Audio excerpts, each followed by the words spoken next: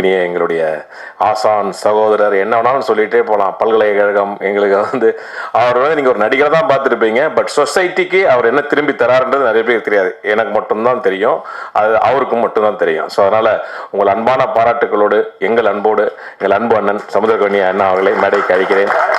வாங்க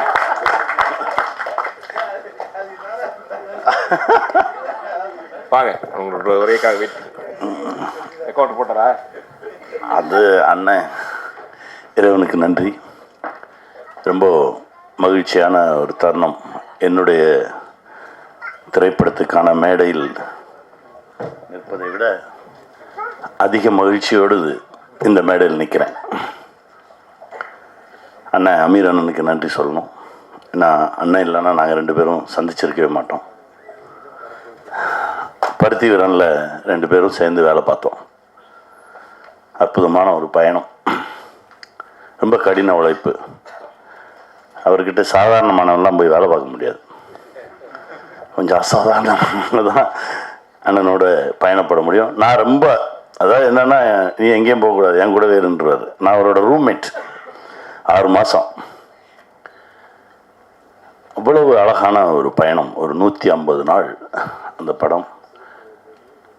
என் குருநாதர் K Balachander sir சொல்லுவார், நீ என்கிட்ட இருக்கும்போது ரொம்ப சாஃப்டாக இருந்த, அமீரோடு ட்ராவல் பண்ணிட்டு வந்ததுக்கப்புறம் கொஞ்சம் விகரஸ் ஆகிட்டேன். உன்னுடைய சீன்ஸ் எல்லாமே கொஞ்சம் வன்முறையாக இருக்குது அப்படின்னு சொல்லுவார். அது உண்மை தான். ஏன்னா அண்ணனோட பயணப்பட்டு வந்த பிறகு தான் நாடோடிகள் வேறு மாதிரி உருமாறுச்சு. அண்ணனை பற்றி பேசினா பேசிகிட்டே இருப்போம். இப்போ கூட ஒரு பயங்கர காமெடி நடந்தது. என்னடா டைட்டிலுக்கு அர்த்தம் அப்படின்னாரு. ஏன்னா ரொம்ப நாள் முன்னாடி சொன்னான், திரும்ப கூப்பிட்டு கேட்போம் அப்படின்னோடனே வந்து சொன்னான், சொல்லு, யூ லிவ் ஒன்லி ஒன்ஸ். நான் அந்த எஸ்ஸை எடுத்துகிட்டு ஒன்லி ஒன் அப்படின்னு சொல்கிறானே, அப்படியெல்லாம் லீவ் பண்ண முடியுமானே அப்படின்னு கேட்டேன். அப்புறம் மேடையில் வந்து அப்புறம் தான் உண்மையான அர்த்தம் தெரிஞ்சுது. எப்பா நீ ஏதோ சொன்ன, அவன் வேறு ஏதோ சொல்கிறான், நாமனை இப்போ மாற்றிட்டாங்க போட்டிருக்க அப்படின்னு சொல்லி இப்போ சமாதானப்படுத்தி வச்சு. அது ஒரு பயணம். ஷாம் பற்றி சொல்லணும்னா, எனக்கு பருத்திவீரனில் ஒர்க் பண்ணும்போது மூக்கில் இருந்து ரத்தம் வந்துடும். அவ்வளோ ஹீட்டு. இவர் கிண்டல் பண்ணுவார், நீ என்ன ஜெயபிரதா மாதிரி மூஞ்சில் மூக்கிலேருந்து ரத்தம் வந்துடுது அப்படின்னு இவர் கிண்டல் பண்ணுவார். ஷாம் வந்து என்கிட்ட சின்சியராக கேட்பேன், சார் இல்லை சார் என்ன பிரச்சனைன்றதை உடனே பார்க்கணும், போவோம் ஹாஸ்பிட்டல் போவோம் அப்படின்னு சொல்லி என்ன நிறைய நேரத்தில் என் பக்கத்தில் இருந்து பார்க்கும்போது தான் நானும் ஷாமும் ரொம்ப கிட்ட நெருங்கணும் உளவியல் ரீதியாக. அந்த பயணம் தான் அப்படியே தொடர்ந்து வந்தது. ஏன்னா இவன் அண்ணன்ட்டு வந்துட்டான் அப்படின்னோடனே இவனை விட்டுறக்கூடாது, இவன் நம்மளோட கொஞ்சம் காலம் பயணப்படட்டும் அப்படின்னு சொல்லி கூட்டிகிட்டு நாடோடிகள்லேருந்து அப்படியே அந்த பயணம் ஆரம்பித்தது. எல்லா படைப்புகள்லையும் இருந்தோம். ஆனால் இவன் இந்த மேடை இவனுக்கு இது கொஞ்சம் லேட்டாக தான் கிடச்சிருக்குன்னு நான் சொல்வேன். ஏன்னா இவனுடைய திறனுக்கு எப்போவோ கிடச்சிருக்கணும். ஏன்னா எனக்கு நிறைய விஷயங்கள் தெரியாது, எனக்கு எல்லா விஷயத்தையும் கற்றுக் கொடுப்பான். நிறைய விஷயம் எனக்கு கற்றுக் கொடுத்துருக்கான் டெக்னிக்கலாக. நான் சொல்லுவேன், இல்லை அவன்கிட்ட கேளுங்க, அவன் சொல்லுவான் அப்படின்னு சொல்லி நிறைய இவங்ககிட்ட விட்டுட்டு போயிடுவேன்.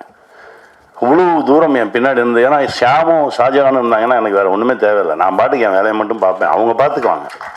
அப்படி தான் என்னை இது வரைக்கும் நகர்த்தி கொண்டு வந்தாங்க. அதனால தான் சொன்னேன், இந்த படத்துக்காக ஏதாவது ஒரு வகையில் அவன் கூடவே நிற்கணும்னு சொல்லி இந்த மொமெண்ட் வரைக்கும் அந்த பயணம் போயிட்டுருக்கு. கண்டிப்பாக இந்த படம் மிகப்பெரிய வெற்றி பெறும்.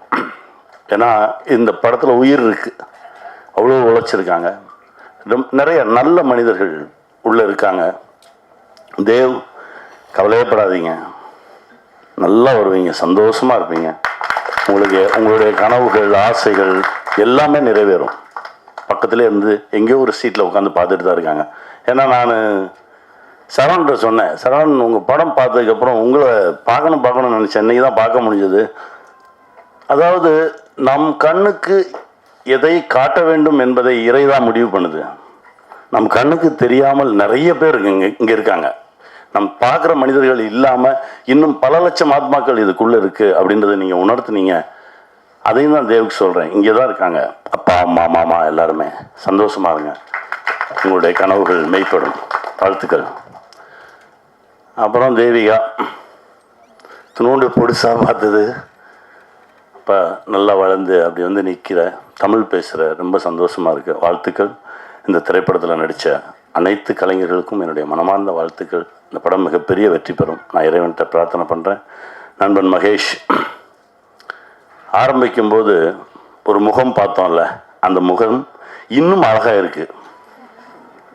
உங்கள் நம்பிக்கை தான் இந்த ஆர்ட் மேலேயும் இந்த படைப்பு மேலேயும் ஷாம் மேலேயும் இந்த டெக்னிக்கல் டீம் எல்லார் மேலேயும் வச்சிருக்கக்கூடிய அந்த நம்பிக்கை உங்களை அடுத்த தளத்துக்கு எடுத்துகிட்டு போகும். மகேஷ், வாழ்த்துக்கள் வாழ்த்துக்கள். அப்புறம் ஆர்த்தி, கோகுல், உங்கள் 2 பேர்த்த பற்றி நிறையா சொன்னார். அதுவும் மனசார நிறைய விஷயங்கள் சொன்னான் ஷாம். உங்களுடைய மனசுக்கே இது மிகப்பெரிய வெற்றி பெறும். வாழ்த்துக்கள் வாழ்த்துக்கள். வெல்வோம் வெல்வோம். நல்ல படைப்பு, நல்ல விஷயங்கள், நம்ம பார்க்கறது, ரசிக்கிறது, சிரிக்கிறது, இதெல்லாம் தாண்டி சினிமாவில் வேற ஒன்று இருக்குது. என் குருநாதர் சொல்வார், உணர்வது அப்படின்னு சொல்வார். நாடோடிகள் படம் பார்க்கணும், உங்க கூட தான் பார்க்கணும் அப்படின்னு சொல்லி கூப்பிட்டு போய் உட்கார வச்சுருந்தோம். கம்பெனி லோகோ வரும்போதே கை தட்டினாங்க. அப்போ தான் இதுக்கியா தட்டுறாங்க அப்படின்னு கேட்டார். தெரியல சார் தட்டுறாங்க அப்படின்னா. அப்போ தான் அவர் என்கிட்ட ஒரு விஷயம் சொன்னார். அதாவது எல்லோரும் முழு மனசோட ஒரு படைப்பில் வேலை பார்த்துருக்கோம் அப்படின்னா அது ஆடியன்ஸுக்கு சொல்ல தெரியாது, அவங்க உணர்வாங்க அப்படின்னாரு. அந்த உணர்தல் இந்த படத்தில் இருக்குது. நான் நம்புகிறேன் கண்டிப்பாக இந்த படம் மிகப்பெரிய வெற்றி பெறும். என் ஷாம் பெருசாக ஜெயிப்பான். வாழ்த்துக்கள்.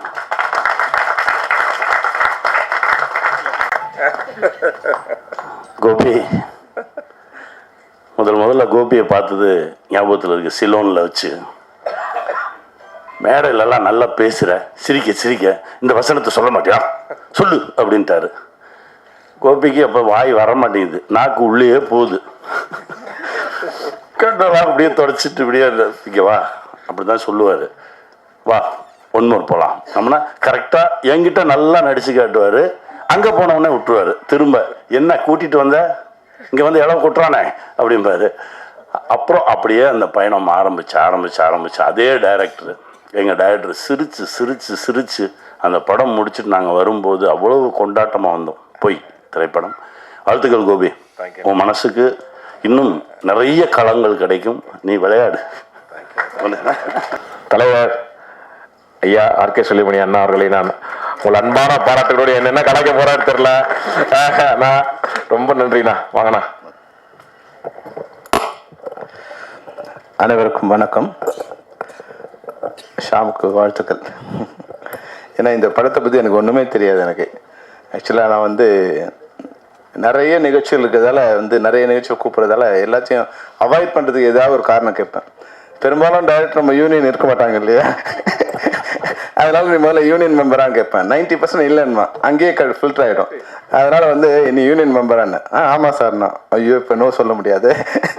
அப்புறம் எதுவும் சார் அமீர் சாரும் கனியை வராங்க, கனி என்ன வராங்க, கனி தான் அவங்க ரெஃபர் பண்ணாருன்னு. நான் நிறைய நாளாக அமீருக்கும் கனிக்கு ஃபோன் பண்ணிட்டே இருக்கேன் அவரை சந்திக்கணும்னு. சரி இந்த மேடையிலையாவது சந்திப்போம் தான், அதுக்கு வர்றதுக்கு சரி அடுத்து வரலாமே அப்படின்னு நினச்சேன். அப்புறம் அடுத்த போட்டான், சார் நான் உங்கள் ஜூனியர் சார் அப்படின்னா.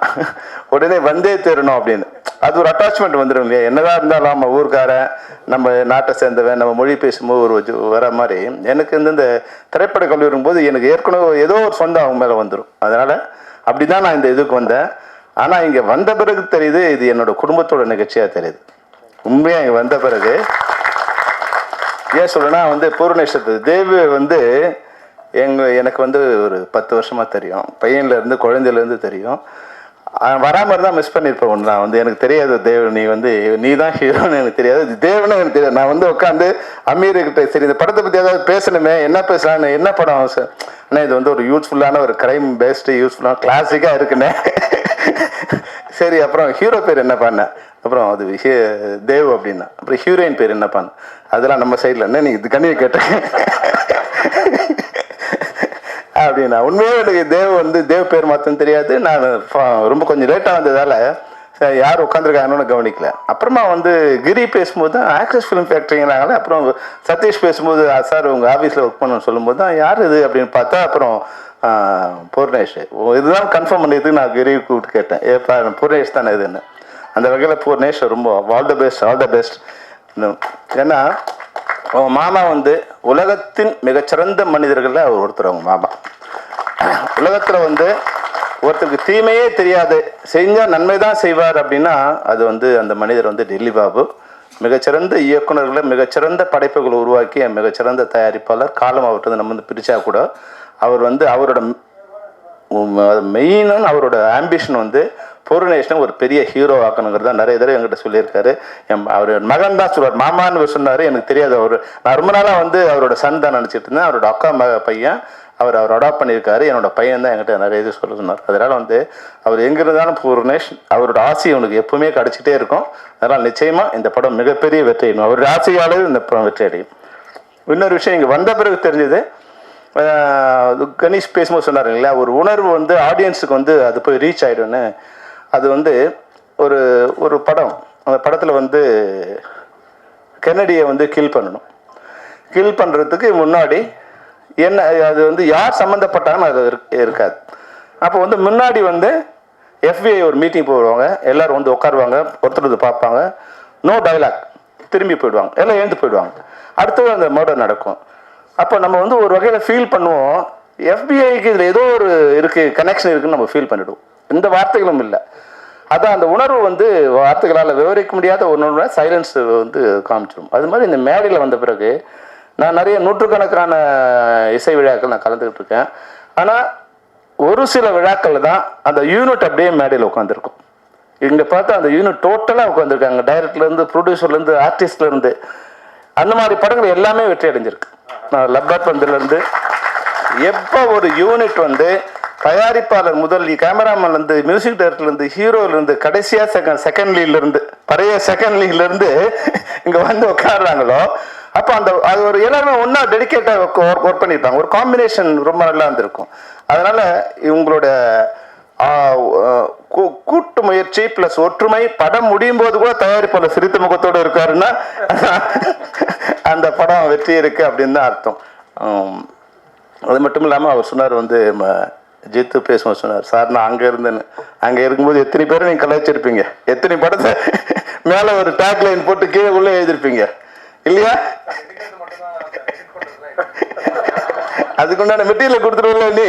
அப்போ இப்போ எப்படி இருக்கு உனக்கு? பயந்துட்டே இருக்க இல்லையா, இவனுக்கு ஏதாவது எழுதி விட்டுருவாங்களான்னு பயந்துட்டே இருக்கேன் இல்லையா? அது மாதிரி நம்ம பத்திரிகை நண்பர்கள்லாம் ஒரு சின்ன ஒரு வேண்டுகோள் என்னன்னா, நாளைக்கு நீங்களும் இந்த மேடையில் வரலாம், நீங்களும் ஒரு நடிகனாக இருக்கலாம். அதனால ஃபியூச்சரில் வரப்போறீங்கன்னு நினச்சி இப்போ இருக்கிறவங்களை நீங்கள் வந்து பாராட்டி எழுதுனுங்கிறது தான் நான் உங்களுக்கு கொடுக்குற வேண்டுகோள்.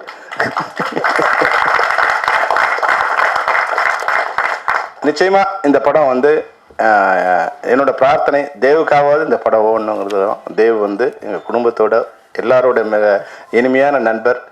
அவங்க அப்பா அவங்க மாமா எப்படி வந்து சின்சியராக இருந்தாரோ, பங்க்சுவலாக இருந்தாரோ, அதுபோல் அவர் மறைந்த பிறகு கூட நான் வந்து என்னோட வீட்டில் இருக்காங்க போது அவங்க மாமா எப்படின்னா 5ஆம் தேதியானா அந்த 11 மணிக்கு என்னோட ஒரு மெசேஜ் வரும், your rent has been deliver to man. அவர் இறந்த பிறகு கூட அதையே அவங்க ஃபாலோ பண்ணுறாரு தேவ் வந்து. அந்த சின்சியாரிட்டி அவ்வளோ அழகாக இருக்குது. மற்றபடி இங்கே இருக்கிற நிறைய பார்த்தா யூத்தாக இருக்குது. என்ன இப்போ யோலோன்னா என்னன்னு புரியல எனக்கு முதல்ல. சரி போலோ கேம் மாதிரி ஒரு யோலோ கேம் எதுவும் இருக்கு அப்படின்னு வந்து நினச்சிட்டு அப்புறம் தான் வந்து இவர்கிட்ட கேட்கும்போது அமீர்கிட்ட, ஆனால் எனக்கு தெரியல, நீ கனி அதையும் கனிகிட்டே கேளுங்க. அப்போ தான் கணேஷ் சொன்னார், யூ லிவ் ஒன்லி ஒன்ஸ் அப்படின்னு. நிச்சயமாக வந்து வாழ்க்கை வந்து லைஃப் இஸ் பியூட்டிஃபுல். நீ அந்த படம் பார்த்தாவே லைஃபே பியூட்டிஃபுல் தான். அது நம்ம எப்படி எடுத்துக்கிறோங்கிற விஷயம் தான் வாழ்க்கை. அது மாதிரி இந்த படத்தில் வந்து இவ்வளோ யூத்தாக இருக்காங்க, எல்லாருமே வந்து சின்ன சின்ன கேரக்டர். நான் கதை சொல்லும்போது கன்வின்ஸ் பண்ணுறது எல்லாரும் செகண்ட் லீடு தான் சொல்லுவோம். நீ வந்து எல்லாரும் செகண்ட் லீடு தான். ஆனால் ஒரு ஃப்ரேமில் வந்தால் கூட நீங்கள் அந்த ஃப்ரேமில் நீங்கள் அந்த இதை கொடுத்துட்டீங்கன்னா ஆட்டோமேட்டிக்காக வந்து அடுத்த இதில் வந்து உங்களுக்கு இனம் கண்டுபிடிச்சிடுவாங்க. இப்போ நமக்கு இருக்கிற மிகப்பெரிய சின்ன படங்களுக்கு பெரிய விஷயமே இப்போ என்னென்னா தியேட்டர்ஸில் கிடைக்கிறது தான் உங்களுக்கு பெரிய கஷ்டமாக, இப்போ சிரமமாக இருக்கிறது என்னென்னா எல்லா படங்களையும் வந்து மொத்த ஸ்க்ரீன்ஸ் அவங்களே ஆக்கிரமிச்சுக்கிறதால வந்து தியேட்டர்ஸ் கிடைக்கிறது தான் கஷ்டமாக இருக்குது. உங்களுக்கு வந்து டிஸ்ட்ரிபியூட்டர் கிடச்சிருக்காரு, நல்ல டிஸ்ட்ரிபியூட்டர் கிடச்சி ஏற்கனவே மீட் பண்ணியிருக்கோம் இல்லை கோகுலூர் மேடையில். இப்போ மீட் பண்ணியிருக்கோம். அதனால் வந்து வேறு மாதிரி எனக்கு கோகுல் தெரியும். அவர் வந்து இப்போ டிஸ்ட்ரிபியூஷன் எடுத்திருக்காரு. அவர் வந்து கொட்டை போட்டவன்னு சொல்ல மாதிரி சினிமாவில் கொட்டை போட்டவன். அவர் வந்து உங்கள் படத்தை பார்த்து படத்தை சூஸ் பண்ணியிருக்காருன்னா நிச்சயமாக இந்த படம் நல்லாயிருக்கும். நீங்கள் அதுக்காக கவலைப்பட வேண்டிய அவசியம் இல்லை. ஏன்னா இப்போ கேப்டன் பிரபாகரன் வந்து படம் ரிலீஸ் பண்ணும்போது கூட எங்களுக்கு வந்து ஒரு ஸ்க்ரீன் தான் கொடுத்தாங்க, ஃபர்ஸ்ட் ஒரு ஷோ தான் கொடுத்தாங்க. நிறைய தேட்டர்ஸ் போட்டாங்களே தவிர அந்த தேட்டர் ஷோ இருக்காதுன்னு கூட எனக்கு தெரியாது. அதுவும் எத்தனை மணி ஷோனா 9 o'clock ஷோ கொடுத்தாங்க. 9 o'clock ஷோ நானே போய் படம் பார்க்கறதுக்கு கஷ்டமா இருந்தது. எப்படி வந்து ஃபோன் பண்ணிட்டே இருக்காங்க, நான் எழுந்து சொன்னா இல்லையா வந்து காலங்காத்தால 9:30 மணிக்குன்னு, அதனால நான் மிட் நைட் 6 மணிக்கு எழுத வேண்டியதான். எழுந்து போய் படம் பார்க்குறது. அப்போ நம்மளே போய் நம்ம படத்தை பார்க்கறதுக்கு 9 மணிக்கு போகிறது கஷ்டமா இருந்தால் இது மாதிரி சின்ன படங்களுக்கு 9 மணிக்கு கொடுத்தாங்கன்னா நல்ல வேலையாக வந்து பாதி ஆடியன்ஸ் இது பண்ணதால் அடுத்து வந்து 2 ஷோனாங்க 4 ஷோனாங்க ஏறக்குறைய 1000 ஷோ இன்க்ரீஸ் பண்ணிட்டாங்க. ஆனால் இந்த படங்கள் கொடுக்கும்போது தேட்டர் நீங்கள் கோகுல் நீங்கள் திரையரங்கத்தை எடுக்கும்போது ஒரு ஷோவாக இருந்தால் கூட அது 6 o'clock அப்படிங்கிற மாதிரி ஷோவாக இருந்ததுன்னா 6 o'clock 7 o'clock ஷோவாக இருந்ததுன்னா மெயின் ஆடியன்ஸ் அந்த யூத் வர்றதுக்கு உண்டான ஒரு சான்ஸ் கிடைக்கும். அவங்க வந்து இப்போ என்ன பத்திரிகையில் எழுதினாலும் அது 50% தான். உள்ளே வரவங்களோட ஆடியன்ஸோட ரெஸ்பான்ஸ் இருக்குங்களா, அது ஆட்டோமேட்டிக்காக வந்து நீங்கள் அடுத்த ஷோவுக்கு அது இன்க்ரீஸ் பண்ணிடுது. அதனால் உங்களுடைய ஸ்க்ரீனை பார்க்கும்போது உங்களுடைய எவ்வளோ வந்து நீங்கள் எத்தனை ஷோ கிடைச்சாலும் பரவாயில்ல, ஒரு நல்ல தியேட்டர்ஸில் நல்ல இதுவாக பண்ணும்போது அந்த ஆடியன்ஸ் வெளியே வரும்போது இப்போ எல்லாம் எப்படி சிரித்தாங்களோ அது மாதிரி மக்கள் சிரிப்பாங்க. அந்த சிரிப்பு தயாரிப்பாளரும் சிரிப்பார், டிஸ்ட்ரிபியூட்டரும் சிரிப்பார், நீங்களும் சிரிப்பீங்க. மிகச்சிறந்த ஏன்னா உங்களோட ஒர்க்கை பற்றி கணி சொல்லிட்டே இருந்தார். நீங்கள் டெக்னிக்கலாகவும் ஏன்னா டிஎஃப்டியாக இருக்கிறதால உங்களுக்கு டெக்னிக்கல் ஒன்று சொல்ல வேண்டிய அவசியம் இல்லை. அது சரியான இயக்குனர்கிட்ட நீங்கள் வந்து அமீர் மாதிரி ஒரு ஆள்கிட்ட ஒர்க் பண்ணி வெளியே வந்திருக்கீங்கன்னாவே போதும், நீங்கள் 100 பேர்கிட்ட ஒர்க் பண்ண மாதிரி தான். அமீரோட நண்பராக இருக்கிறது வந்து ரொம்ப ஈஸி, அமீரோட அசிஸ்டண்டாக இருக்கிறது வந்து ஒரு டார்ச்சர். ஏன்னா நானும் அது மாதிரி ஒரு டைரக்டர் ஒர்க் பண்ண இல்லையா, அது எதுவுமே ரெடி இல்லாமல் போவாங்க, எல்லாமே அங்கே வேணும்னுவாங்க. அடுத்த நாள் எதுவுமே அங்கே நமக்கு தெரியவே தெரியாது, கண்ணை கட்டி காட்டில் விட்ட மாதிரி வந்து அங்கே வந்து அவங்க வந்தாங்களா இவங்க வந்தாங்களாம் கேட்டால் அப்போ நாங்கள் பயந்து என்ன பண்ணுவோம், எல்லாத்தையும் ரெடி பண்ணி வச்சுருவோம். எப்ப கேட்பாங்கன்னா நீ ஷார்ட்ல வந்து கட்டி 100 ஆட்டுகள் எங்க பண்றது, அந்த பயத்துல நம்ம என்ன பண்ணுவோம், எல்லாத்தையும் ரெடி பண்ணி வைப்போம். அப்ப ப்ரொடியூசர் வருவாரு, யோ இதெல்லாம் எதுக்கே பண்ணீங்கன்னு. அப்ப டைரக்டர் போட்டு விடுவாரு, இதெல்லாம் நான் சொல்லவே இல்லையே. இவர் சொல்லுவாரு, நம்ம எதிர்பார்த்து வச்சிருப்போம். ஆனா வந்து அது கேட்க மாட்டாரு. ஏதோ ஒண்ணு ஒரு குண்டூசி காணா போயிடும். குண்டூசி இல்லைன்னு வச்சுக்க, இவருக்கு சீன் வராது, இல்ல டைலாக் வராது. நமக்கு வந்து தெரிஞ்சிடும், அவருக்கு வந்து பெரிய ஆள், அவர் வந்து குண்டூசி இல்லைன்னு தெரிஞ்சிடும். குண்டூசி எங்கப்பா, குண்டூசி எடுத்தாங்கன்னா நமக்கு தெரியும் அங்கே டைலாக் வரல, இல்லை சீன் வரலன்னு யோசிச்சுட்டே இருப்பாரு. இல்லாத ஒன்று கேட்பாரு. அது மாதிரி அமீருக்கு வந்து அங்கே காத்து கடைக்கு போனாதான் வந்து கட் பண்ணி தோணும். அவர்கிட்ட ஒர்க் பண்ணுறது ஏன்னா நான் பழக்கும்போது தெரிஞ்சுக்கிட்டேன், படம் பார்க்கும்போதே தெரியுது வந்து எப்படி எடுத்திருப்பாங்க இந்த படம்னு. ஆனால் கூட அந்த டார்ச்சர்லாம் யாரும் விரும்பி பண்ணுறதில்ல. அந்த கலைஞனா நீங்கள் போகும்போது அங்கே போகும்போது படத்தில் நடிக்கிறவங்க யார் வேணாலும் இருக்கலாம். ஆனால் இயக்குனரோட மெயின் இது என்னன்னா, நான் வந்து ஒரு டைரக்டராக இருந்தால் நிச்சயமாக அமீர் அப்படி தான் இருந்திருக்கணும். அங்கே போகும்போது நாம அந்த கேரக்டரை அது மாறிடுவோம். அந்த கேரக்டரை மாறும்போது நீ உள்ளுக்குள்ள ஒரு இது நடக்கும், ஒரு வேலை நடக்கும். அந்த வேலை நடக்கும்போது என் கண் முன்னாடி இது இருந்தால் நல்லா இருக்கும், இது இருந்தால் நல்லா இருக்கும், இப்படி நடந்தால் நல்லா இருக்கும்னு வந்து எனக்கு தோணும். அதெல்லாம் முதல் நாள் தோணி இருக்காது நமக்கு, அப்பதான் தோணும். அப்போ நான் கூட அது மாதிரி கொஞ்சம் கேரக்டர் தான் நான் சொல்லி பெரும்பாலும் எல்லா டாக்டரும் அது மாதிரி கேரக்டர் தான் நம்ம வந்து. அதனால வந்து அதை வந்து நம்ம அசிஸ்டன்ட் கிட்ட தான், ஏன்னா அதை வந்து தாலி கட்டாத மனைவி யாருன்னா அசிஸ்டன்ட் டைரக்டர் தான். எல்லா வகையான திட்டம் நம்ம வாங்கிக்கினே இருக்கணும், எந்த திட்டம். ஆனா அசிஸ்டன்ட் டைரக்டருக்கு ஒரு பிளஸ் என்னன்னா, எந்த திட்டமே காதல வழி போகும்போது மண்டையில ஏறவேறாது. டைரக்டர் திட்டினா நமக்கு சந்தோஷமா இருக்கும். டைரக்டர் நம்ம கிட்ட பேசாம போனாதான் கவலையா இருக்கும். டைரக்டர் நம்மளை பனிஷ் பண்ண நினைச்சாருன்னா நம்ம கிட்ட பேச மாட்டார், நம்ம அடுத்தவர்கிட்ட பேசுவார். நம்மளை விட்டுட்டு அடுத்தவனை கூப்பிட்டு ஷார்ட் சொன்னார்னா நம்ம அங்கே சரியில்லைன்னு அர்த்தம். நம்மளை எவ்வளோ திட்டினாலும் பிரச்சனை இல்லை. அது மாதிரி நீங்கள் திட்டினாலும் கவலைப்பட வேண்டிய அவசியம் இல்லை. இன்னைக்கு நீங்கள் மிகச்சிறந்த இயக்குனராக வரக்கூடிய எல்லா வாய்ப்புகளும் உங்களுக்கு இருக்குது. நல்ல தயாரிப்பாளர் வந்திருக்காரு, நல்ல இயக்குனர் வந்திருக்காரு, சாரி உங்கள் டீம் வந்திருக்கு, நல்ல மியூசிக் டைரக்டர் வந்திருக்காங்க. ஜேவியர் வரும்போதே ட்ராக்கோட வந்திருக்கீங்க நீங்கள். ஏன்னா படத்தை ஆரம்பிச்சு ட்ராக் வாங்கறதுக்கு இப்போ வந்து 1 வருஷம் ஆகுது. நீங்கள் படத்தை ஆரம்பிக்கிறதுக்கு முன்னாடியே ட்ராக்கோட கொடுத்துறீங்க. அது மட்டும் சூரஜ் ஏன்னா அவங்க அப்பா வந்து என்னுடைய மிகச்சிறந்த நண்பர். நீங்கள் நல்லசாமி எடுத்து தந்தீங்க. ஏன்னா மிகச்சிறந்த கேமராமேன், மிகச்சிறந்த டீச்சரு. அவர் கூட வந்து இவர் டெல்லி பாபு மாதிரி வந்து நல்லசாமி சார் வந்து பல கேமராமேன்கள் இன்னைக்கு வந்து டெக்னிக்கல் நாலேஜாக இருக்காங்கன்னா அது வந்து நல்லசாமி சார் தான். அவரோட மகன் வந்து இன்னைக்கு வந்து மிகப்பெரிய கேமராமேன். அவர் நிச்சயமா அப்பாவோட அதில் வந்து ஒரு 10% இருந்தால் கூட போதும், நீங்கள் வந்து மிகச்சிறந்த கேமராமேன் ஆகக்கூடிய வாய்ப்பு இருக்கு. அது மாதிரி இருந்த எல்லாருக்குமே எங்களுடைய டீம்ல இருக்க உங்க எல்லாருக்கும் தேவிகா உட்கப்பட, ஏற்கனவே எங்கள் சினிமாவில் தேவிகான்னு ஒருத்தர் இருந்தாங்க, அது மாதிரி நீங்கள் ஒரு தேவிகா மாதிரி மிகப்பெரிய ஆர்டிஸ்டாக வரணும். மற்றபடி எல்லாருக்கும் வாழ்த்துக்கள். அது மாதிரி படவா கோபிக்கு வந்து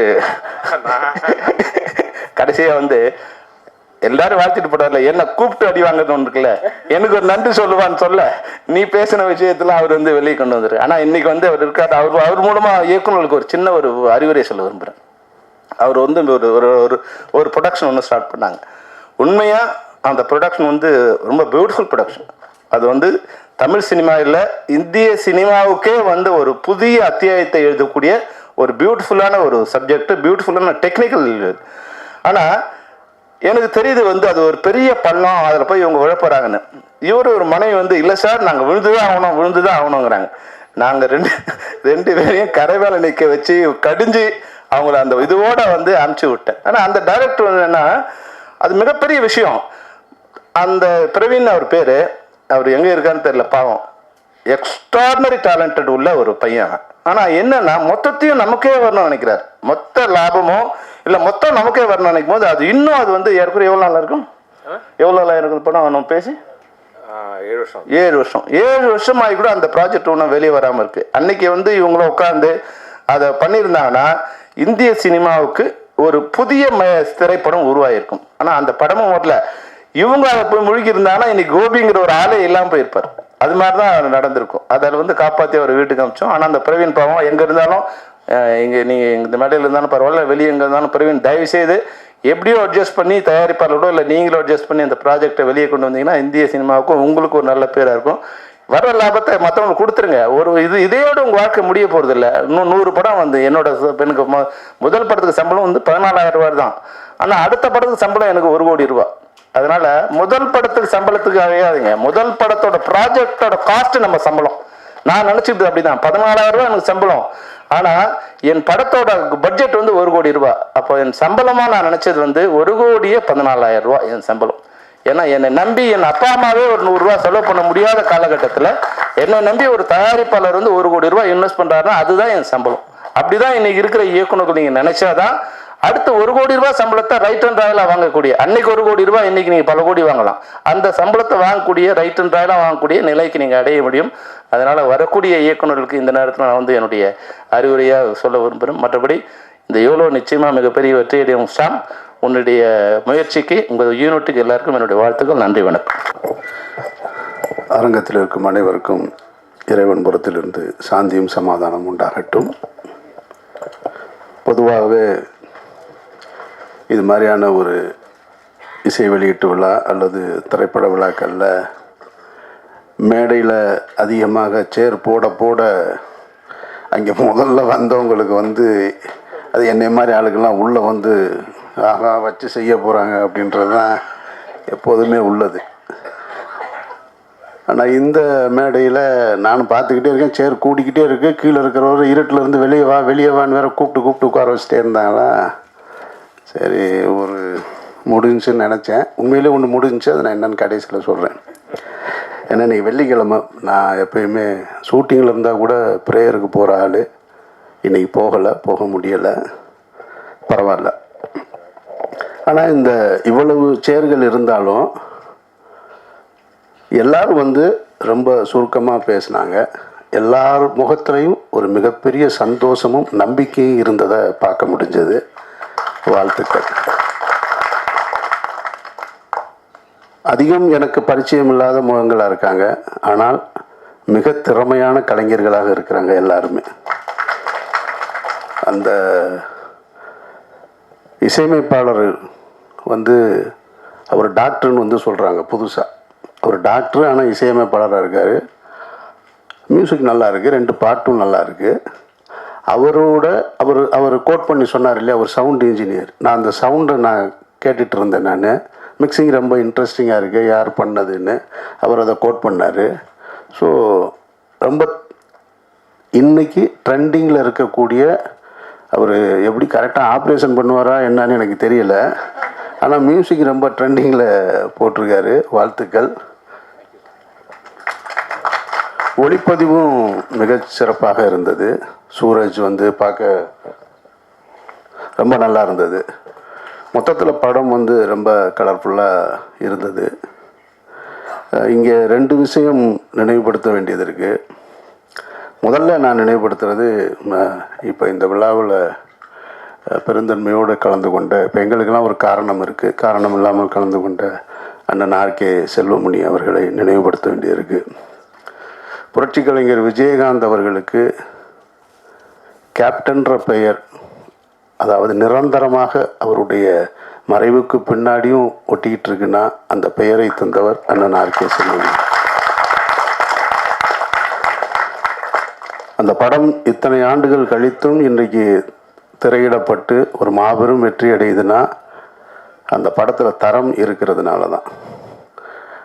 அவ்வளோ அழகான ஒரு ஆக்ஷன் பேக்கடு ஒரு சினிமாவை வந்து அன்றைய காலகட்டத்திலே அவ்வளோ சிரமங்களுக்கு நடுவில் இந்திய சினிமாவிலே வந்து சோலேன்ற ஒரு படத்தில் தான் நம்ம வந்து அந்த ட்ரெயின் ஆக்ஷன் சீக்வன்ஸ் பார்த்துருப்போம். ட்ரெயினோட குதிரைகள் போகிறது. அதுக்கு வந்து நார்த் இந்தியாவில் லொக்கேஷன் இருக்குது, ட்ரெயின் இருக்குது, லொக்கேஷன் இருக்குது, குதிரை இருக்குது. தமிழ்நாட்டில் வந்து லொக்கேஷன் ரொம்ப குறைவு தான். அந்த மாதிரியான ஒரு ட்ராக்கோட அது தேனிக்கு போகிற வழின்னு நினைக்கிறேன். என்னென்ன ஆண்டிப்பட்டி அந்த இடத்துல அவ்வளோ அழகாக அந்த ஃபைட் சீக்வன்ஸ் எடுத்ததாக இருக்கட்டும். அந்த அருவி கிட்டத்தட்ட சோலையில் இருக்கிற எல்லாமே ரிசம்லன்ஸாக இருக்கும், ஆனால் புதுசாக இருக்கும் எல்லாமே. அவ்வளோ அழகாக அவ்வளோ பெரிய பட்ஜெட்டில், ஏன்னா அது ப்ரொடக்ஷனே 2 வருஷம் 3 வருஷம் இருந்தது சோலை. இவர் எப்படி அந்த படத்தை எடுத்தார் அப்படின்றத ஆச்சரியப்படுத்துகிற அளவுக்கு இன்றைக்கும் அது திரையரங்கில் வெற்றி அடைஞ்சிருக்குன்னா அதில் இருக்கிற குவாலிட்டி தான். அப்படி ஒரு ஆக்ஷன் படத்தை கொடுத்த நான் ஆர்கே செல்வமணிக்கு என்னுடைய நெஞ்சார்ந்த வாழ்த்துக்கள். அந்த படத்தை சரஸ்வதி தேட்டரில் ரிலீஸ் அன்னைக்கு நைட் ஷோ பார்த்தவன் நான். அப்போல்லாம் சினிமாவுக்கு வரல.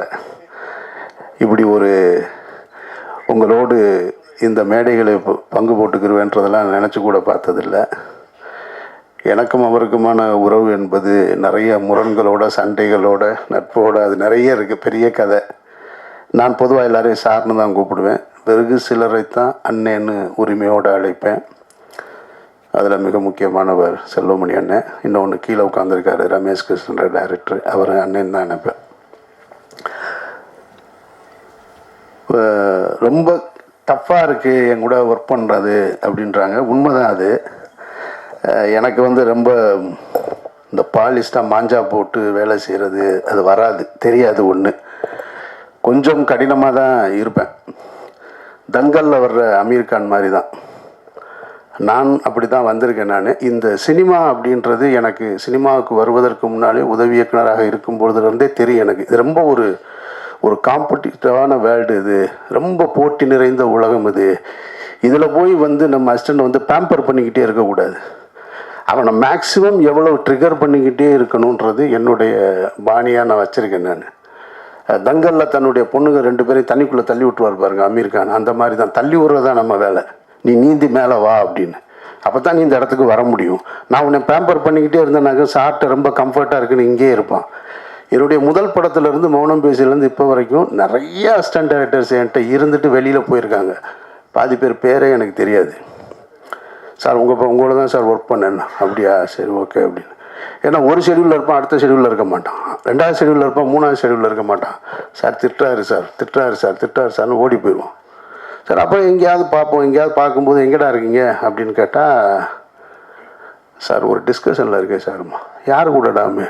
ஒரு புது டைரக்டர் சார். நீயே முழு படம் முடிக்கலை, இவன் போய் ஒரு புது டைரக்டரோட டிஸ்கஷனில் இருக்கேன்றான். அப்போ நான் அவங்கள கூப்பிட்டு ஒன்று சொல்லுவேன், என்கிட்ட இருந்து கோச்சிட்டு போ, தப்பு கிடையாது.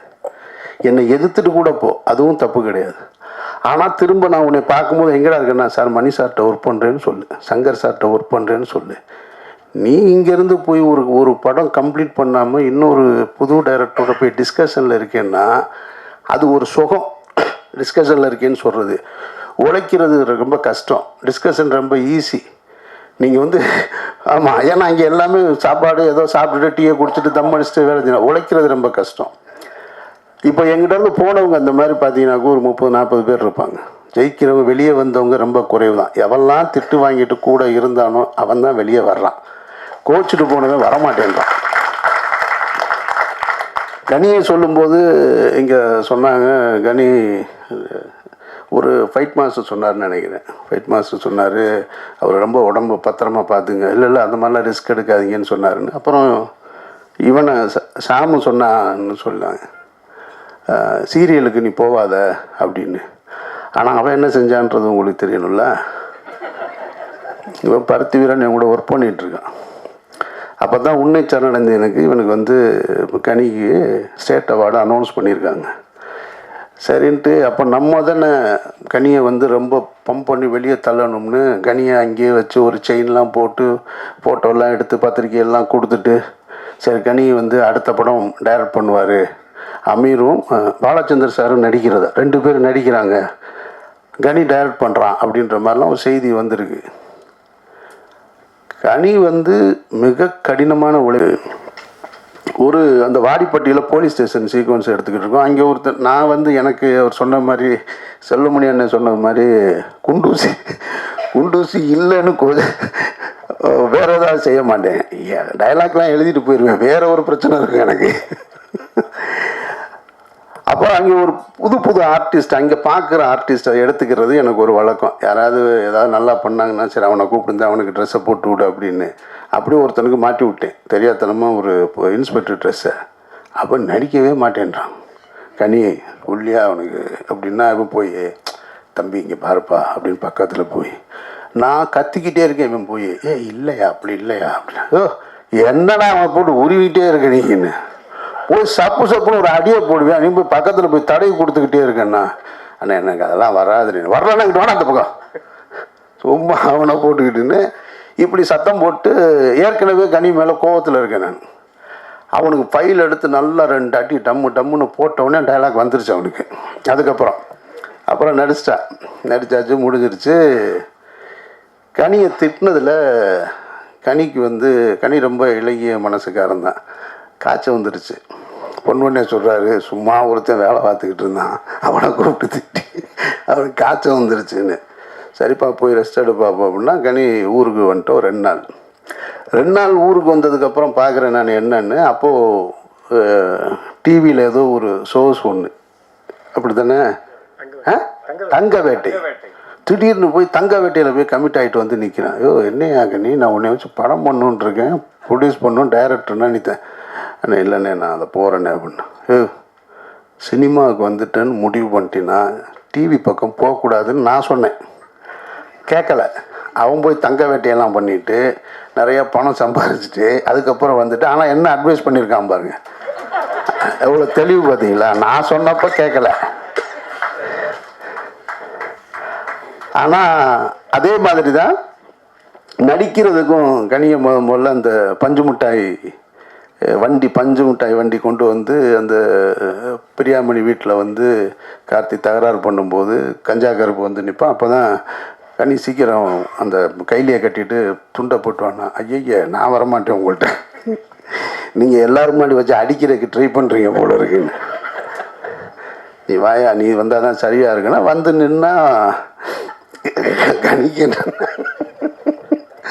கஞ்சா கருப்பை தள்ளி விட்டு. ஆனால் அன்னைக்கு வந்து கனி அவ்வளோ யோசிச்சு, ஆனால் அன்னைக்கும் கனி திட்டு வாங்கிட்டு தான். ஆனால் அப்புறம் ஒரு மாதிரி நல்லபடியாக முடிஞ்சு அந்த சீன் ஒரு 5 நாள் எடுத்தோம். அது ஏன் சொல்கிறேன்,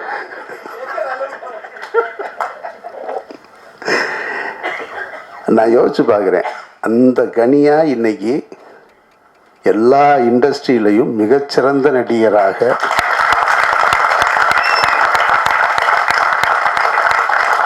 பிரமாதப்படுத்துகிறான். எனக்கு ஆரம்பகால படங்கள் பார்க்கும்போது சுப்பிரமணியபுரம் பிடிச்சிருந்தது. ஈசன் பார்க்கும்போது ஈசன் எனக்கு ஒன்றும் பெருசாக என்னை இம்ப்ரெஸ் பண்ணலை. அதாவது கனியுடைய நடிப்பு இப்படி நெஞ்சு அப்படி நிமித்தி இப்படி ஒரு போலீஸ்காரனாக வேணும் நிற்கிறேன். ஏன்டா நெஞ்ச நிமித்தியே நிற்கிற போலீஸ்காரன்னா, அதெல்லாம் சிவாஜி சார் காலத்தில் முடிஞ்சிருச்சு, நீங்கள் இன்னும் கொஞ்சமாக இறக்குங்க கீழே சொல்கிற அப்படின்னு. அப்புறம் பார்த்தா கொஞ்சம் கொஞ்சமாக அப்படியே மாறி வட சென்னையில் நான் நடிக்க போகிறேன், என்னை வச்சு செய்கிறாங்க இவன் எல்லாரும். ஏன்னா அந்த ஷூட்டிங் முதல்ல ஆரம்பித்தாச்சு, நான் பாதியில் தான் போய் ஜாயின்ட் ஆனேன். அதுவும் போகும்போது சம்மந்தம் இல்லாமல் ஒரு 70-80s காஸ்டியூமு, ஒரு 32 இன்ச்சு பெல்ஸு, ஒரு நீல காலரு, இதெல்லாம் போட்டு அந்த காஸ்டியூமே நமக்கு ஒரு மாதிரி கூச்சமாக இருக்குது. அதோடு போய் உட்காந்தா வாங்க வந்து உட்காருங்க, வந்து நம்ம சங்கத்தில் சேருங்க, பூ பூரா பெரிய பெரிய ஆளாக இருக்காங்க. ஒன்று இந்த பக்கம் கிஷோர், ஒன்று தீனா, அந்த பக்கம் பவன், டேனியல் பாலாஜி, எல்லாம் நடிப்பில் பிச்சு உதற ஆளுங்க. இவன் கனி வந்து எக்ஸ்பர்ட் ஆகிட்டான். வெற்றி சொல்கிறாப்புல எங்க டயலாக் வாங்கி வச்சுக்கிறாப்புலங்க. முதல்ல மனப்பாடம் பண்ணி முடிச்சிட்டு அப்புறம் நம்ம வந்து அண்ணே தம்மு போடுறீங்களா அப்படின்னு, இருறா டயலாக் பார்த்துக்கிறேன்டா, அதெல்லாம் அங்கே போய் பார்த்துக்கலாம். இவன் முதல்ல பார்த்துறான், அதெல்லாம் அங்கே போய் பார்த்துக்கலான்னு கரெக்டாக ஷார்ட்டுக்கு முன்னாடி வரைக்கும் எதையாவது ஒரு விக்கு ஒன்று வச்சுருப்போம். ஷார்ட் ரெடின்னு ஒன்று அவசரமாக வந்து விற்க மாட்டுவான். அது ஒழுங்காக கூட நிற்காது. அண்ணே விடுங்கண்ணே, அது பாருங்க டேக்கு முன்னாடி சரியாயிரும் பாருங்க. ஸோ அதாவது ஒரு ஆர்டிஸ்டாக ரொம்ப அழகாக ஹேண்டில் பண்ண ஆரம்பிச்சிட்டான். ஒரு சாப்பிட்ற சீனு நான் ஆண்ட்ரியா இவ்வளோ ஆர்டிஸ்ட் உட்காந்துருக்கோம், எல்லாரும் டைலாக் சொல்லிட்டு வந்து நான் எல்லாருக்கும் கவுண்டர் கொடுக்கணும். அவன் டைலாக்கை கரெக்டாக சொல்லிவிட்டு இப்போது டேக் போகிறது வரைக்கும் என் கூட பேச்சு கொடுத்துட்ருக்கான். எனக்கு டைலாக் வரலன்னா அவன் சாப்பிட்டுக்கிட்டே என் டைலாக்கையும் எடுத்து கொடுக்குறான். நான் அசந்துட்டேன். நான் இரடா இவ்வளவு வந்து இதுக்குள்ளே எனக்கு பஞ்சு மிட்டாய் வண்டி தான் ஞாபகம் தான் வருது. அங்கே இருந்தவன் எங்கே வந்து நின்று நம்மளே போட்டு இந்த பாடுபடுத்துகிறானே. அது வந்த உடனே முதல் நாள் அந்த ஷூட்டிங்கு போன உடனே இவனும் இன்னொரு ஆர்ட் டைரக்டர் ஜாக்கி 2 பேரும் சொன்னது, என்ன ஒரு 3 நாள் தாங்குமா, அதுக்கப்புறம் இந்த வேற ஒரு ஆர்டிஸ்ட்டு தேடணும் இந்த படத்துக்கு இவங்க, ஏன்னா எனக்கு வெற்றிக்கு முட்டிக்கிருமா, இது தாங்காதுன்னு. அப்புறம் 3-4 நாள் போனவனே என்ன வண்டி நல்லா போகிற மாதிரி தெரியுது. ரொம்ப ஒவ்வொரு அவனோட வளர்ச்சியை நான் பார்த்துக்கிட்டே இருக்கேன் நடிப்பில். இப்போ அதுக்கு அடுத்து திருமாணிக்கம்னு ஒரு படம் பார்த்தேன். திருமாணிக்கம் பார்த்தா இந்த கேரக்டர் வேறு யார் பண்ண முடியும்னு யோசிக்கிறேன் நான். இவனை விட்டால் வேறு ஆளே கிடையாது அப்படின்ற மாதிரி அந்த படம் இருந்தது. இப்போது சமீபத்தில் ஒரு தெலுங்கு படம் ட்ரெய்லரு துல்கர் சல்மானோட இப்போ ரிலீஸ் ஆகிருக்கு. காந்தா தெலுங்கு தானே, தமிழ் தெலுங்கு. அப்படி பார்த்துட்டு ஆச்சரியப்பட்டு போனேன் நான். ஏன்னா இவ்வளோ அழகாக பெர்ஃபார்ம் பண்ணுறான் ஒரு டைரக்டர் கேரக்டர் அதானே, ரொம்ப பிரமாதமாக இருக்குது. அவன் வந்து இப்போது அப்படி லெஃப்ட் ஹேண்டில் டீல் பண்ணுறான் ஆக்டிங்கை. ஸோ எனக்கு அந்த வளர்ச்சி ரொம்ப பிடிச்சிருக்கு. அவனுடைய கடின உழைப்பு, அதில் எந்த மாற்று கருத்தும் கிடையாது. அங்கேருந்து எங்கிட்ட இருந்து அவங்ககிட்ட போய் சரியாக சேர்ந்துருக்கான். அப்போ நான் சொல்கிறது, என்கிட்டருந்து கோச்சிட்டு போனால் நான் நினச்சது ஒரு பெரிய டைரக்டர்கிட்ட போய் சேரணும் என்னுடைய உதவியாளர்கள்னு. ஆனால் அவன் சரியான இடத்துல போய் சேர்ந்துருக்கான் அப்படின்றது தான் இங்கே நான் உணர்றது. ஸோ இப்போ அங்கேருந்து தான் இது வந்திருக்கு. அதனால் கனி, உன்னுடைய வளர்ச்சிக்கும் என்னுடைய நெஞ்சார்ந்த வாழ்த்துக்கள். மற்றபடி இந்த அவர் ஹீரோவை பற்றி எனக்கு ஒன்றும் பெருசாக தெரியாது. பொதுவாக ஒரு பழமொழி சொல்லுவாங்க, ஊராம்புள்ளையை ஊட்டி வளர்த்தா தாம்புள்ள தானாக வளரும்னு. அவங்க மாமா என்று சொல்லக்கூடிய அவருடைய தந்தை ஸ்தானத்தில் இருந்த மாமா வந்து நிறைய புதிய இயக்குநர்களை அறிமுகம் செஞ்சுருக்காரு. மரகத நாணயத்தை எடுத்த சரவணன், பேச்சுலர் எடுத்த சதீஷ்ன்னு, அவர்களை எல்லாம் அறிமுகப்படுத்தினதுனால தான் இன்றைக்கி மகேஷ்ன்ற தயாரிப்பாளர் மூலமாக உங்கள் புள்ள தேவ் வந்து ஹீரோவாகிட்டார். அவர் சொன்னார், நம்ம எல்லாரும் அவங்கெல்லாம் இருக்கணும் இந்த மேடையிலன்னு நான் ஆசைப்பட்டேன்னு. வாழ்க்கை அப்படி நம்ம நினைக்கிற மாதிரிலாம் நடக்காது. அப்படி நினைக்கிற மாதிரி நடந்துச்சுன்னு சொன்னால் அது வாழ்க்கையாக இல்லைன்னு இல்லை. பொதுவாக சொல்லுவாங்க, நீ போகிற பாதையில் எந்தவித இடைஞ்சலும் இல்லைன்னு சொன்னால் அது உனக்கான பாதை இல்லை, யாரோ போட்ட பாதைன்னு. அப்போது நீ போகிற பாதையில் இடைஞ்சல் இருக்குன்னா தான் அதை சரி பண்ணால் தான் அது நீ போட்ட பாதையாக இருக்கும், உனக்கான பாதையாக இருக்கும்னு. அதனால் யார் இருக்காங்க இல்லை அப்படின்றதெல்லாம் தெரியல. இப்போது பொதுவாக மேடைகளில் சொல்லுவாங்க, ஒரு உலகம் முழுக்க எங்கேயாவது ஒரு விருது விழாவில் பார்த்தா நான் வந்து எங்கள் அப்பா அம்மாவுக்கு நன்றி சொல்கிறேன் அப்படின்னு சொல்லுவாங்க. எனக்குலாம் அப்படி ஒரு வாய்ப்பே கிடையாது. ஏன்னா என்னோடய 14 வயசில் எங்கள் அப்பா இறந்து போயிட்டார். நான் இப்படி ஒருத்தர் இருப்பேன்றதே எங்கள் அப்பாவுக்கு தெரியாது. அவர் பார்க்கும்போது நான் டவுசர் போட்டுட்டு இருந்த ஒரு பையன். அதுக்கப்புறமா இப்படி ஒருத்தன் வருவான், இப்படி ஒரு ஆளாக இருப்பான்றது தெரியாது. எங்கள் அம்மாவும் பெருசாக அதை எடுத்துக்கிட்டதும் கிடையாது. என்னுடைய பயணமே வேறு. அதனால் நம்ம நினைக்கிறது போல் வாழ்க்கை இருக்காது. பொதுவாக சாமானிய மனிதர்களுக்கே வாழ்க்கை இருக்காதுங்கும்போது சினிமா இன்னும் கூடுதல். நம்ம நினைக்கிறது எதுவுமே இங்கே நடக்காது. நம்ம பல கற்பனைகளில் வந்திருப்போம். திரைத்துறைக்கு வரும் பொழுது நான் நினைப்பேன், ஏன் படத்தை வந்து இப்படிலாம் எடுக்கிறாங்க, அப்படி ஸ்பாட்டுக்கு போனோம்னா அப்படி சிரிச்சுக்கிட்டே ஜாலியாக ஹீரோக்கிட்ட இது பேசிட்டு ஹீரோயின்கிட்ட இது பேசிட்டு இந்த மாதிரிலாம் எடுக்கலாமே நினச்சி வந்தவன் தான் நான். கடைசியில் வந்தால் யாருக்கிட்டையுமே பேசுகிறதில்ல, கேமராமேன்ட்ட கூட பேசக்கூட முடியாத ஒரு சூழல். இங்கே வந்து அந்த வேகம், அந்த அந்த அந்த கால் சீட்டுன்ற சொல்கிறது, அந்த நேரம், 150 பேரை மேனேஜ் பண்ணுறது, இதில் போய் சிரிக்கிறதுக்கு, பேசுகிறதுக்கு, விளையாடுறதுக்கு எதுக்குமே எனக்கு நேரம் இல்லை. நான் என்னை அப்படி மாற்றிக்கிட்டேன். அதனால் வாழ்க்கை உங்களை மாற்றிடும். நிச்சயமாக இந்த பயணம் உங்களுக்கு ஒரு புது அனுபவத்தை கொடுக்கும்னு நான் நம்புகிறேன். நான் சாம் என்கிட்டையும் ஒர்க் பண்ணியிருக்கான், கனிக்கிட்டேயும் ஒர்க் பண்ணியிருக்கான். ஆனால் 2 பேருடைய பாணி இருக்கான்னு தெரியலை. அவன் என்ன மாதிரி ஜானரில் படம் எடுத்திருக்கான்றது அது பார்த்தா புதுசாக இருக்குது. ஸோ 2மே இல்லாமல் இப்போ கனியோடைய நாடோடிகள் மாதிரி நிமிர்ந்தல் மாதிரி இல்லை, என்னுடைய பருத்திவீரன் மாதிரியும் இல்லை. அவன் புதுசாக உன்னை ட்ரை பண்ணியிருக்கான். எதுவாக இருந்தாலும் நிச்சயமாக உன்னுடைய முயற்சிக்கு வாழ்த்துக்கள். நிச்சயமாக வெற்றி கிடைக்கணும். அதுக்கு காரணம் உங்கள் இவ்வளோ பேருடைய நம்பிக்கை. ஃபைட் மாஸ்டரு, டான்ஸ் மாஸ்டர் எல்லாருமே வந்து ரொம்ப நம்பிக்கையோடு பேசுனீங்க. எல்லாருமே நடிகர்கள் எல்லாருமே உங்களுக்காகவே இந்த திரைப்படம் மிகப்பெரிய வெற்றி அடையணும்னு நான் பிரார்த்தனை செய்கிறேன். நான் வந்து பிரேயரை விட்டதே கிடையாது, விடவே மாட்டேன். கோபி எல்லாரும் கடைசியாக கோபி வந்து ஒரு பாசிட்டிவான ஒரு மனிதர். பார்த்த உடனே முகம் மலர பேசுவது, நம்பிக்கையோடு பேசுவது. அதனால் கோபி வாழ்த்துக்கள். கோபி கனியும் அப்படி தான் ஆயிட்டான். கொஞ்சம் கொஞ்சமாக ரமண மகரிஷியாக மாறிட்டு இருக்கானோன்னு எனக்கு தோணுது. அப்படியே ரொம்ப பாசிட்டிவாக வெல்வோம் வாழ்வோம் அப்படின்லாம் சொல்கிறான்.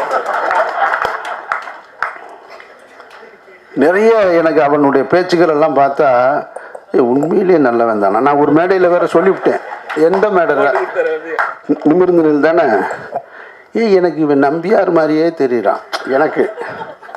நான் ஆமாம், அதை நான் என்ன சொல்லிட்டேன், நான் எப்பயும் அவங்ககிட்ட பேசுகிறது தான், நீ எம்ஜிஆர் கிடையாதுடா, நீ நம்பியார் தானடா, ஆனால் நீ எம்ஜிஆர் மாதிரியே மேடையில் இருக்கேன்னு சொல்லிவிட்டேன். நிமிர்ந்து நில் ஆடியோ ரிலீஸில். அவன் போய் என் வீட்டில் ஒய்ஃபெல்லாம் வந்திருக்காங்க, இவர் இப்படி சொன்னேன், நான் போய் என்ன நினைப்பாங்க, நம்பியாருன்னா நான் என்னெல்லாம் செய்கிறேன்னு யோசிப்பாங்க. ஏன்னா அவன் சொன்ன மாதிரி இன்னும் நவுட்டு தெரியும். நாங்கள் ஒரே அறையில் இருந்த ஆட்கள் 2 பேருமே ஒன்றா இருந்தது. என்னுடைய நல்லது கெட்டது எல்லாம் தெரிஞ்சவன். ஆனால் பார்க்கும்போது வெளியே எங்கேயாவது இப்போ கனியெல்லாம் பேசுகிறத கேட்டால் உண்மையிலே நல்லவன் தான் போல இருக்கு, நம்ம தான் தப்பாக நினச்சிட்டோம் அப்படின்னு.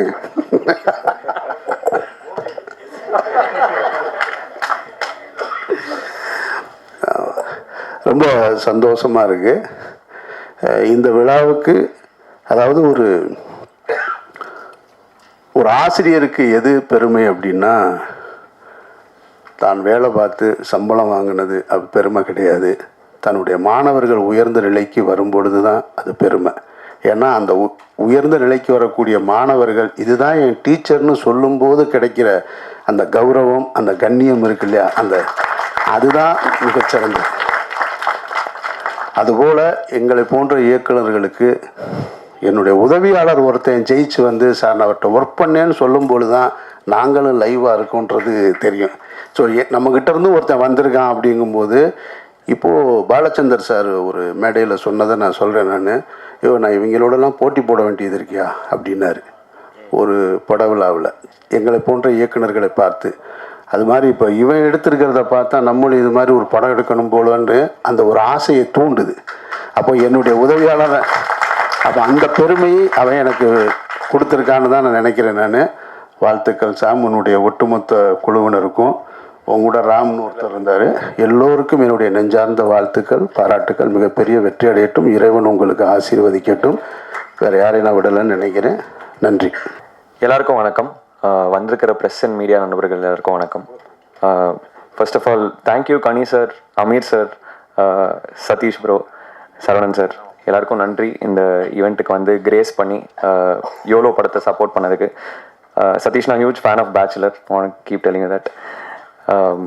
ஃபர்ஸ்ட் ஆஃப் ஆல் இந்த படத்தில் மதனுங்கிற கேரக்டருக்கு நான் கரெக்டாக இருப்பேன்னு நினச்சி எனக்கு ஃபஸ்ட்டு கால் பண்ண இந்த படத்தோட முக்கியமான அசிஸ்டன்ட் டைரக்டராக பயங்கரமான பில்லர் ஆஃப் சப்போர்ட்டாக இருந்த ஸ்டீஃபன் ப்ரோக்கு நன்றி. ஏன்னா அந்த கால் எல்லாருக்குமே அந்த ஃபர்ஸ்ட் கால் தான் வந்து மோஸ்ட் இம்பார்ட்டன்ட்னு நான் நினைக்கிறேன். அது அந்த ஒரு தாட் உங்களுக்கு வந்ததுக்கு ரொம்ப தேங்க்ஸ் ப்ரோ. அண்ட் அந்த டிசிஷனை சப்போர்ட் பண்ணி எனக்கு வாய்ப்பு கொடுத்த director Sam sir, writer Ram sir and எங்களோட super friendly fun producer Mahesh sir, 3 பேருக்குமே நன்றி. சாம் சாரை பற்றி சொல்லணும்னா he is the most coolest director. டென்ஷனே எடுத்துக்க மாட்டாங்க எந்த சீன்ஸ்லேயுமே. வந்து சீரியஸான சீக்வன்ஸ் மோஸ்ட்லி என்னோட போர்ஷன்ஸ் வந்து இமோஷனல் அண்ட் ரொமான்டிக் போர்ஷன்ஸ் இந்த படத்தில். எதுலேயுமே வந்து ஒரு டென்ஷனே எடுத்துக்க மாட்டாங்க.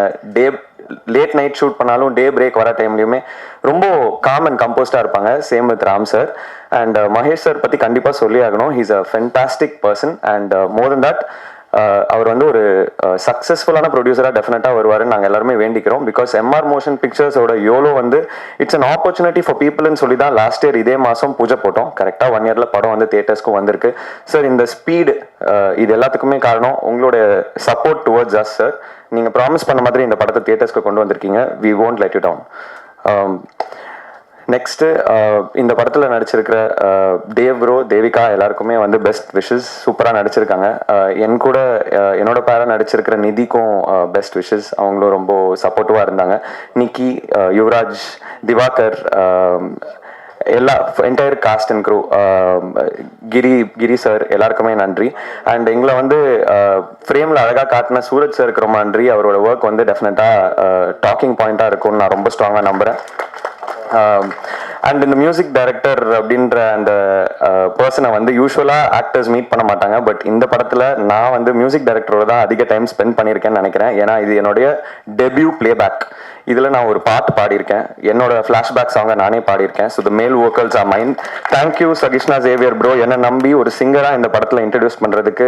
உண்மையிலேயே இட்ஸ் மை மதர்ஸ் ட்ரீம். எங்கள் அம்மாவுக்கு ரொம்ப ஆசை நான் பாடணும்னு. சின்ன வயசில் சங்கீதம் கற்றுக்கிட்டேன். ஆனால் இப்போ என்னை பாட வச்சதுக்கு ரொம்ப ரொம்ப நன்றி ப்ரோ. கண்கள் காணுங்கிற ட்ராக் வந்து நான் பாடியிருக்கேன். ஸோ டெஃபினெட்லி அந்த ட்ராக்குக்கும் நீங்கள் சப்போர்ட் பண்ணணும். அண்ட் ஜேவியர் ப்ரோஸ் மியூசிக் எக்ஸ்ட்ராடினரியாக இருக்குது bro. Huge congratulations bro. Thanks to generous entertainments and trend loud for supporting our film. டெஃபினட்டாக யோலோ செப்டம்பர் 12 தியேட்டர்ஸில் வரும். நிறைய வயலண்ட் ஃபிலிம்ஸ்க்கு மதியில் ஒரு breeze of young cast and க்ரூவோட உங்களை வந்து த்ரில்லும் பண்ணும். ரொமான்டிக்கான சீக்வன்சஸும் இருக்கும். அதே சமயத்தில் ஒரு க்யூட்டான ஒரு ஃபேண்டசி எலிமெண்ட்டும் டெஃபினட்டாக வந்து எல்லாரையும் இம்ப்ரெஸ் பண்ணணும்னு நாங்கள் ரொம்ப ஸ்ட்ராங்காக நம்புகிறோம். இந்த படத்தோட எடிட்டர், ஆல் த டெக்னீஷியன்ஸ், எல்லா assistant directors, Abheesh bro, ஸ்ரீநந்தன் bro எல்லாருக்குமே நன்றி. எல்லாருமே உழைச்சதுனால தான் ஒரு படம் வந்து வெளியே வரும். எல்லா படத்துக்கும் அதே எஃபர்ட் எல்லாருமே என்றைக்குமே போட்டிருக்காங்க. பட் இந்த மாதிரி பீப்புளை நம்ம டெஃபினட்டாக மென்ஷன் பண்ணி ஆகணும். ஏன்னா அவங்களோட எஃபர்ட்னால தான் இன்னைக்கு படம் தியேட்டர்ஸ்க்கு வருது. So thank you so much and thank you RK Salmoni sir as well. எல்லாருக்குமே நன்றி. அண்ட் ஹோப்ஃபுல்லி உங்களுக்கு வந்து எவ்வளோ பிடிக்கும்னு நாங்கள் நம்புகிறோம். இன்னொரு 14 டேஸில் படம் தியேட்டர்ஸ்க்கு வருது. amidst all the big films, please do support our genuine film with a heart. Thank you.